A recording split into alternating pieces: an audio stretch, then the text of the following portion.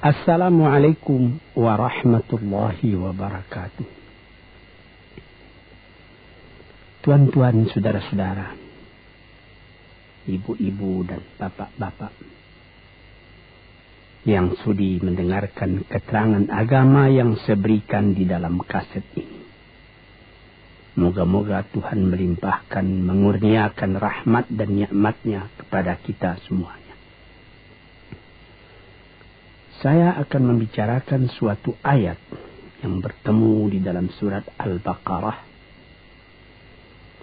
Bunyinya, Allahu waliyul ladzina amanu yukhrijuhum minadh dhulumati ilan nur.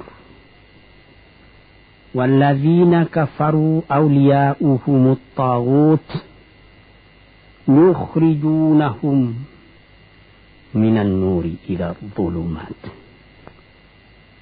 Artinya, Allah adalah menjadi pemimpin bagi orang-orang yang beriman, orang yang mempunyai kepercayaan yang teguh.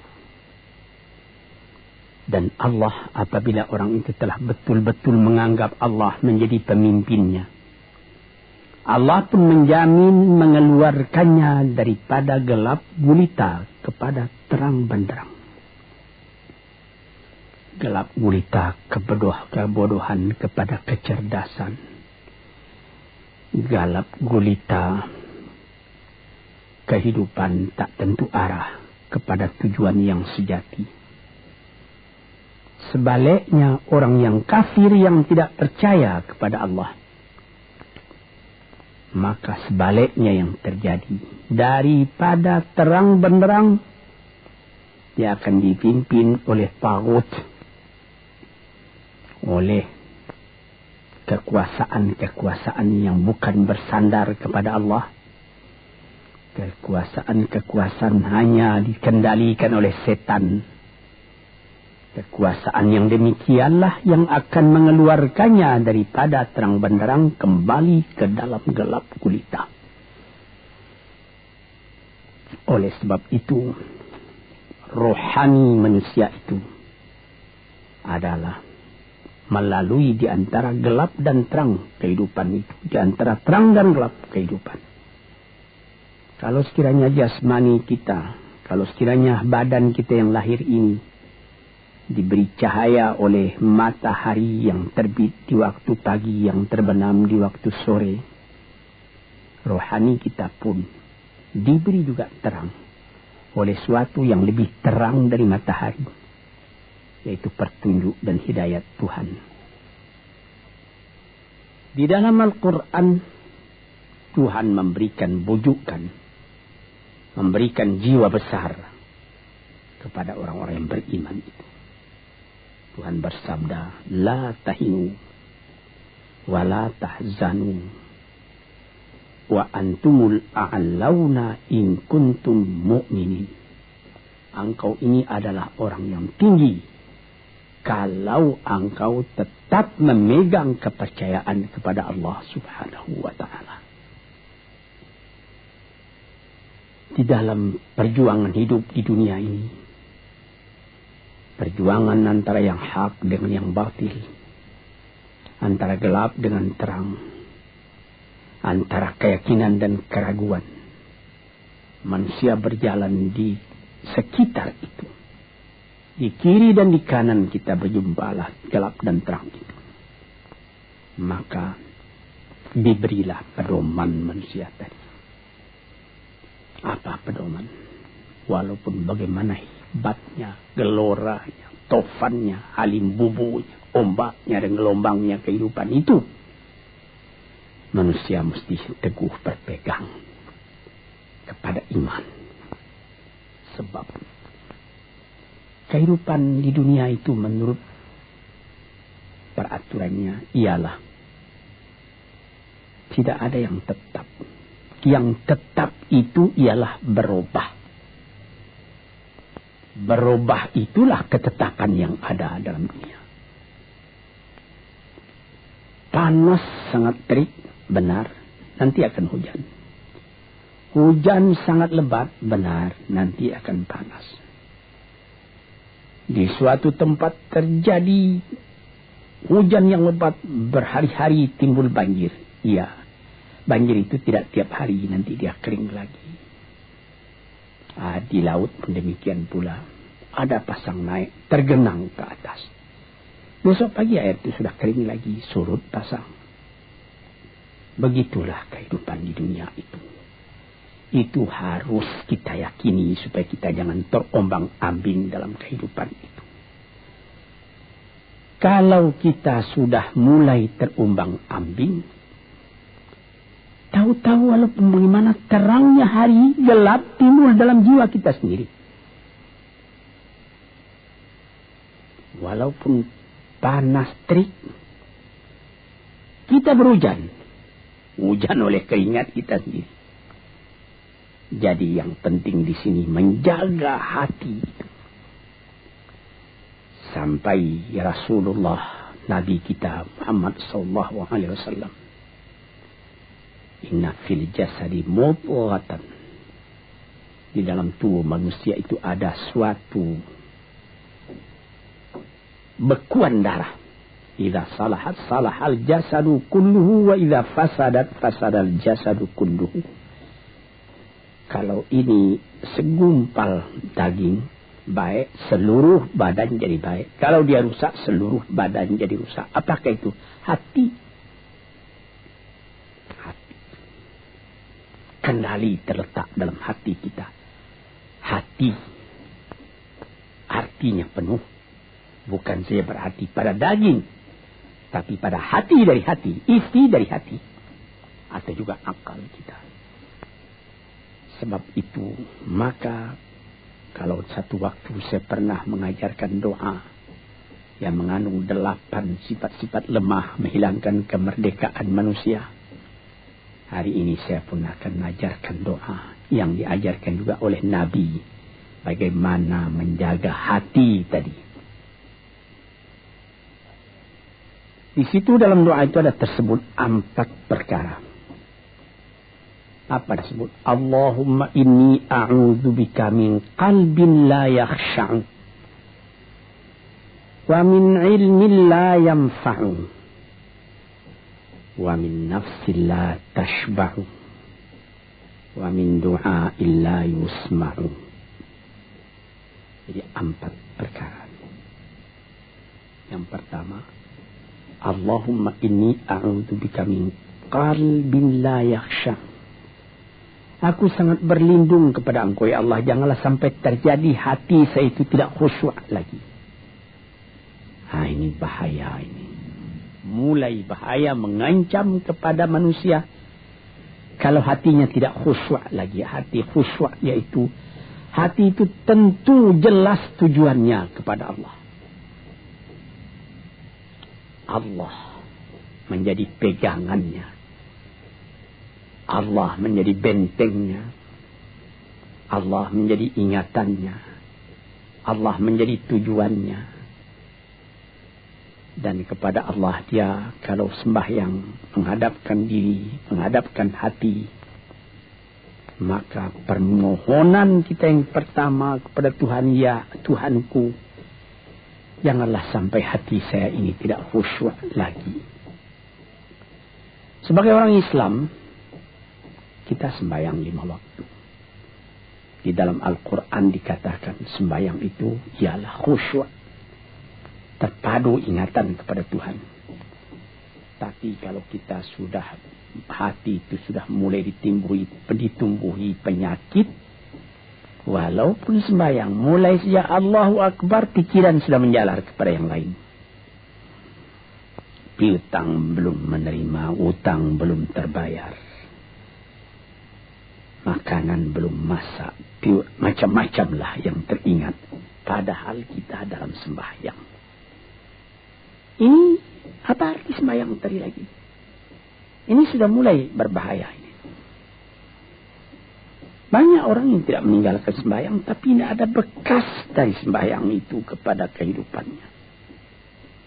Di dalam sembahyang kita baca, inna salati wa nusuki wa mahyaya wa mamati lillahi rabbil alamin. Sesungguhnya sembahyangku dan ibadatku dan hidupku dan matiku sama sekali terserah kepada Allah. Ini dirasakan dalam hati, bukan cuma disebut di dalam mulut. Bagaimana dikatakan, bukan jadi lip and service sebagai seput tangan penggosok-gosok mulut, bukan begitu. Yang dari hati. Kalau sudah dari hati yang khusyuk, ini berbekas kepada kehidupan. Aku tak takut menghadapi segala keadaan dalam hidup, sebab hatiku bertali dengan Tuhan. Dari Tuhan aku datang, kepada Tuhan aku akan kembali. Ini namanya hati yang khusyuk.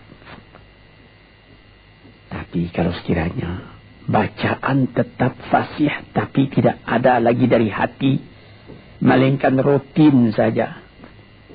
Mayang 5 waktu sehari semalam, tapi tidak merubah kepada perangai, tandanya sembahyang tadi tidak khusyuk. Ini yang pertama kita minta kepada Tuhan. Janganlah sampai kita mempunyai hati yang tidak khusyuk, hati yang tidak teringat kepada Allah. Kalau hati tidak ingat lagi kepada Allah, maka segala pekerjaan yang terlarang sudah ringan saja kita mengerjakan. Menipu, berdusta, membujuk orang lain mengerjakan perbuatan yang salah, mencela, memaki. Itu karena tidak ingat kepada Allah, cuma ingat kepada diri sendiri saja. Ini yang pertama. Yang kedua dikatakan, wa min ilmin la yanfa'. Dan aku berlindung kepada Engkau ya Allah daripada ilmu yang tidak memberi manfaat. Padahal disebutkan oleh ahli-ahli, ilmu yang memberi manfaat itu membawa manusia kepada iman. Al-ilmu yad'u ilal iman. Ilmu itu membawa manusia kepada iman. Sekarang sudah ilmu banyak, tapi tidak membawa kepada iman, melainkan membawa kepada celaka. Sudah maju kepandaian orang, ilmu, pengetahuan orang, teknologi orang, sains orang, knowledge orang, dan segala macamnya. Tapi tidak ada manfaatnya kepada manusia. Cuma bahaya karena ilmu tadi yang datang kepada manusia. Sebagaimana ilmu manusia di abad ke-20 yang sangat penting, yaitu tentang tenaga atom. Maka timbullah bom atom, bom hidrogen, nuklir. Sehingga manusia diancam sekarang ini oleh bahaya atom itu di mana-mana. Apabila kita lihat di televisi, bagaimana mengadakan demonstrasi di Australia, di Jerman Barat, di tempat-tempat yang lain, melihat bagaimana bahaya atom itu kalau terjadi perang dunia yang ketiga. Ya Rabbi ya Karim, bom atom yang jatuh di Hiroshima itu belum ada artinya dibandingkan dengan bom yang sekarang, yang sedang disimpan oleh kerajaan-kerajaan, oleh negara-negara besar untuk menghancurkan. Nah, ini ilmu ini. Tetapi ilmu yang membawa bahaya, bukan saja tidak memberi manfaat, bahkan memberi bahaya. Di sini terasa oleh kita bahwa ilmu yang ada itu pun mesti dikembalikan atau dikendalikan oleh iman. Kalau tidak, maka nyawa manusia ini akan dipandang sebagai sampah saja. Dijatuhkan satu bom hidrogen ke dalam kota Jakarta ini, na'udzubillahi min dzalik. Umpamanya dimasukkan ke kota Jakarta ini satu bom hidrogen saja, itu sudah habis penduduk Jakarta yang lebih dari 5 juta ini. La haula wala quwata illa billah. Ini diminta kepada Tuhan, ya Allah, majulah ilmu manusia, majulah teknologi manusia, tetapi jangan hendaknya kemajuan itu membawa kepada bahaya. Jangan ilmu pengetahuan itu membawa kepada yang tidak memberi manfaat. Ini doa yang kedua kepada Allah Tuhan sarwa sekalian alam. Yang ketiga disebut lagi, wa min nafsin la tashba'u. Dan aku berlindung kepada Allah daripada nafsu, daripada diri, daripada ego, daripada tiap-tiap masing-masing diri ini yang tidak merasa kenyang. Ini juga bahaya besar. Inilah yang menimbulkan penjajahan di dunia. Inilah yang menimbulkan, disebut dalam bahasa Arab, al-ghazwul fikri, penjajahan. Sesudah Perang Dunia Kedua sudah banyak negeri-negeri yang merdeka, tetapi sekarang timbul lagi penjajahan baru. Apa? Penjajahan fikiran.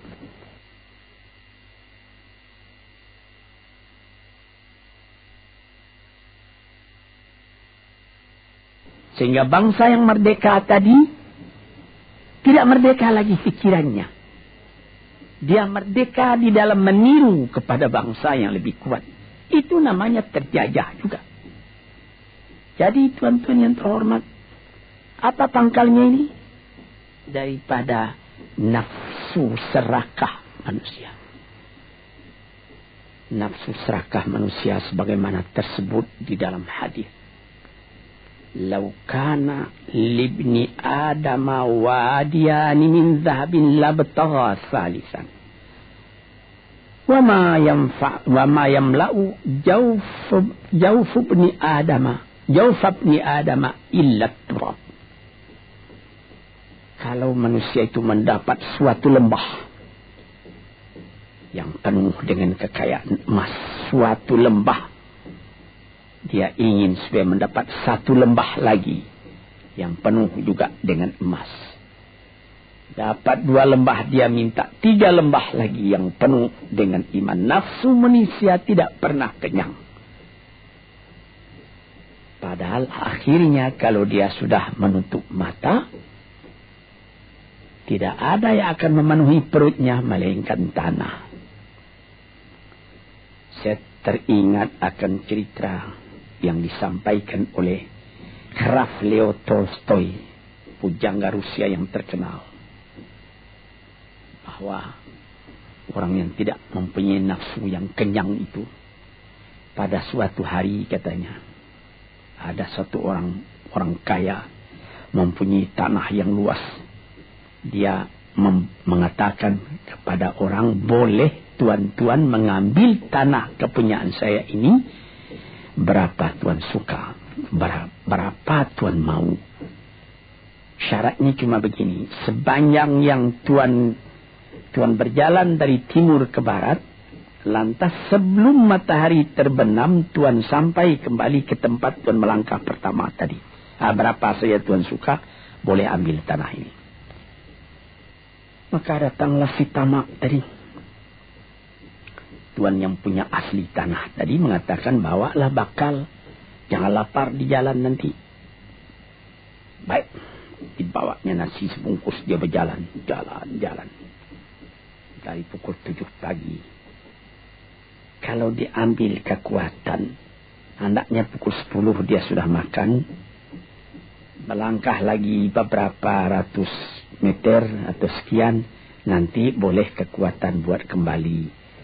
Sehingga sebelum matahari terbenam, dia sudah sampai ke tempat dia menuju bermula. Tetapi ini orang bernafsu betul, dia minta supaya banyak tanah yang dapat didapatnya.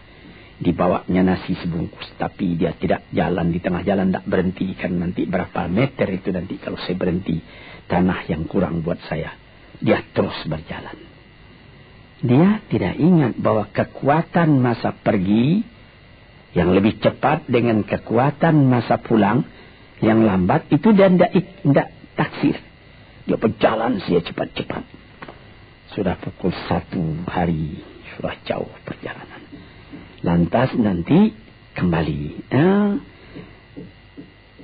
Kelemahan badan, kondisi dan suatu situasi tidak sama lagi.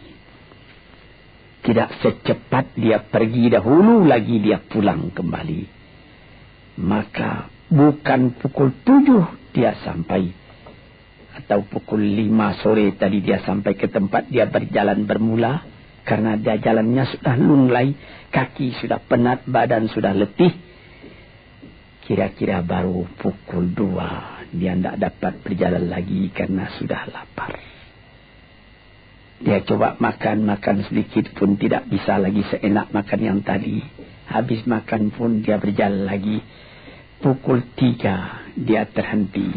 Jauh lagi baru sampai tempat yang pertama. Menurut syarat yang diberikan oleh mempunyai tanah yang pertama, kalau engkau tidak sampai ke tempatmu yang pertama tadi sorenya, tanah ini tidak engkau dapat lagi semua. Memang tidak sampai dia. Pukul 4 dia sudah berhenti berjalan, tidak kuat lagi. Mata sudah gelap. Akhirnya karena terlalu capek, terlalu penat, mati dia di tengah jalan. Berapa dia dapat tanah tadi lagi? Cuma sepanjang badannya untuk kuburannya, yang lain tinggal semua. Ini satu misal yang dibawakan oleh Graf Leo Tolstoy yang sesuai dengan hadis Nabi tadi. Nafsul la tashba. Diri manusia yang tidak pernah merasa kenyang. Kita berkehendak tidak berbatas. Tapi tenaga kita sendiri berbatas. Ini kerap kali tidak difikirkan oleh manusia. Dia punya angan-angan, dia punya macam teori yang dikeluarkan. Dia lupa bahwa nanti tenaganya itu akan terbatas karena sakit, karena lapar, karena tua. Sebagaimana pepatah dari nenek moyang kita, tanda-tanda dikirimkan lebih dulu bahwa kita tidak akan lama lagi di sini. Apa? Rambut, gigi, mata sudah mulai kabur. Uban sudah mulai bertabur. Gigi sudah mulai gugur. Kulit sudah mulai kendur. Kalau mata sudah kabur, uban sudah bertabur, gigi sudah gugur, kulit sudah kendur, sudah 4 perkara. Yang kelima ialah pintu kubur. Nah, ini kerap kali manusia lupa yang demikian. Sebab itu dikatakan, ya Tuhanku, janganlah sampai aku ditumbuhi oleh penyakit nafsu yang tidak mau kenyang-kenyang itu. Nah ini. Kemudian itu timbul lagi doa yang keempat. Disebutkan di situ, wa min du'a illa yusma'. Ini lebih berbahaya lagi. Ini sudah puncak dari bahaya. Apa artinya? Dan aku berlindung kepada Engkau ya Allah daripada doa yang tidak didengar lagi. La ilaha illallah. Mendoa ya Allah, kasih aku ini, kasih aku kesempatan, tapi tidak didengar lagi. Tuan-tuan, para pendengar kasetku yang tercinta, ada tersebut dalam hadis Nabi, wa malbasuhu haramun, wa mashrabuhu haramun, wa hudhiya bil haram. Ya Rabb, fa'anna yustajabulah. Ash'asa aghbara. Badan sudah penuh dengan kotoran, penuh debu. Yang mudu yadaihi ila sama, menadahkan tangan keduanya ke langit. Ya Rabbu, ya Tuhanku, tolong aku, ya Allah, bela aku. Padahal yang dimakan haram, yang diminum haram, dibesarkan dengan yang haram. Fana yustajabulah. Dengan jalan apa Allah Ta'ala akan mengabulkan doa itu? Badan kotor menghadap kepada yang bersih, meminta diberi kebersihan. Bagaimana caranya? Tuan-tuan yang terhormat, pernah dalam Quran Tuhan mengatakan, la yanzuru ilaihi wa la yukallimuhum Allah wa la yanzuru ilaihi. Allah tak mau mengajak dia bercakap dan Allah tidak memandang kepada dia. Saya sendiri dengan segala kerendahan hati mengatakan bagaimana beratnya kita bertemu dengan seorang orang besar. Lalu dia mengulurkan tangan kepada kita. Tapi mata kita tidak dilihatnya. Sengsara rasanya. Bagaimana dengan Tuhan kalau Tuhan tak mau melihat kita? Nah, sebab itu, para pembaca, pendengar kaset yang tercinta, berdoalah kepada Tuhan supaya hati kita selalu terbuka. Jangan sampai kita mempunyai hati yang tidak khusyuk, ilmu yang tidak memberi manfaat, jiwa yang tidak pernah kenyang, dan doa yang tidak didengar. Ya Allah, dengarkan doa kami dan tunjukkan kepada kami jalan yang benar dan beri kami terang dalam kehidupan ini. Yang keempat ialah wa min du'a illa yusma. Dan aku berlindung kepada Engkau ya Allah, jangan sampai doaku tidak terdengar, tidak didengar oleh Tuhan. Sebagaimana kita tahu, doa itu adalah mukhul ibadah, tulang sumsum daripada ibadat kita sendiri kepada Tuhan. Segala perbuatan kita patrikan dengan doa, dengan harapan mudah-mudahan diizinkan oleh Allah. Disampaikan maksud kita, macam-macam yang kita minta kepada Tuhan. Tapi kalau doa itu sudah tak diperdulikan lagi oleh Tuhan, apa celaka kita, apa daya kita, apa upaya kita? Di sini kita melihat apa sebab maka doa tidak didengar oleh Tuhan, tidak diperkenankan oleh Tuhan. Tentu saja bukan dari salah Tuhan, melainkan dari salah kita sendiri.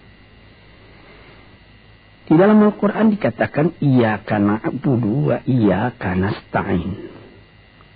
Al-Fatihah tersebut, kepada Engkaulah kami menyembah, ya Allah, dan kepada Engkau kami minta tolong. Tapi dengan tidak sadar, kerap kali kita berbuat terbalik. Iyyaka nasta'in wa iyyaka na'budu, kepada Engkau kami minta tolong, lalu kepada Engkau kami menyembah. Minta tolong dulu baru menyembah. Minta tolong banyak-banyak, tapi terima kasih tidak ada. Tentu saja tidak didengar oleh Tuhan.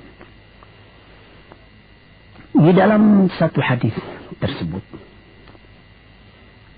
Asy'asa al-ghabbara yamuddu yadayhi ila samai ya rabbu ya rabbu wa mat'amuhu haramun wa mashrabuhu haramun wa malbasuhu haramun wa ghudhiya bil haram fa anna yustajabulah. Badan sudah kotor, sudah berkerumut, kesusahan, kegelisahan kehidupan terbayang kepada tubuh sendiri. Lalu menadahkan tangan ke langit meminta kepada Allah, ya Tuhanku, ya Tuhanku. Bagaimana Tuhan bisa mengabulkan? Dengan pikiran yang kotor engkau menghadap kepada Tuhan. Kalau tidak terkabul, jangan Tuhan yang disalahi. Hatimu sendirilah salahi. Apa yang engkau perbuat dalam kehidupan ini? Di mana terdesak engkau ingat kepada Tuhan. Di zaman kesenangan engkau lupakan Tuhan. Di dalam mendapat percobaan engkau merengek mengadu kepada Tuhan. Jiwa yang seperti ini janganlah sampai timbul pada diri kita sendiri. Saya sudah mengalami apabila saya berhadapan dengan orang besar. Saya ingin dia menghadapkan matanya kepada saya. Apa kabar saudara? Kabar baik. Dia lihat mata saya lihat mata dia. Tapi kalau ketika dia bersalam dengan saya, dia melihat kepada orang lain, bukan main sakit hati saya. Apa salah saya maka dia begitu? Mengapa tidak saya yang dipandang? Sedangkan dengan sesama manusia lagi begitu perasaan kita. Bagaimana dengan Tuhan? La yanzuru ilaihim wa la yukallimuhum. Allah tidak memandang sebelah mata kepada Allah, kepada kita. Allah tak mau cakap, tidak mau bercakap dengan kita sepatah pun. Langit mana tempat kita bernaung, bumi mana tempat kita berpijak kalau sudah demikian keadaannya. Nah, ini yang dijaga tuan-tuan yang terhormat dalam doa keempatnya itu. Hati janganlah sampai tidak khusyuk. Ilmu janganlah sampai tidak memberi manfaat. Nafsu janganlah sampai tidak kenyang. Dan doa janganlah sampai tidak didengar. Saudara-saudara, moga-moga Allah memberikan kepada kita hati yang terang. Sebagaimana ayat yang mula-mula saya sebut tadi, Allahu waliyul ladzina amanu yukhrijuhum minadh dhulumati ilan nur. Allah lah jadi pemimpin bagi orang yang beriman, sehingga dari gelap gulita dibawa dia oleh Tuhan kepada terang benderang. Walladzina kafaru, tetapi orang-orang yang sudah tidak ada kepercayaannya kepada Tuhan, awliya'uhumut taghut, yang menjadi pemimpinnya bukan Tuhan tapi setan. Dia akan membawa orang itu daripada terang benderang ke dalam gelap gulita. Kita jadi meraba-raba dalam gelap kehidupan. Dalam meraba-raba itu masih ragu entah kemana akan pergi. Maut pun datang. Gelap selalu. Di dunia gelap, di akhirat pun gelap. Na'udzubillahi min dzalik. Hadirin yang terhormat, para peminat kaset ini, moga-moga semuanya ini menjadi kenang-kenangan kepada Tuhan di dalam perjalanan yang jauh, di dalam keistirahatan hidup, sehingga mendapat ketetapan hati dan tumakninah. Assalamualaikum warahmatullahi wabarakatuh.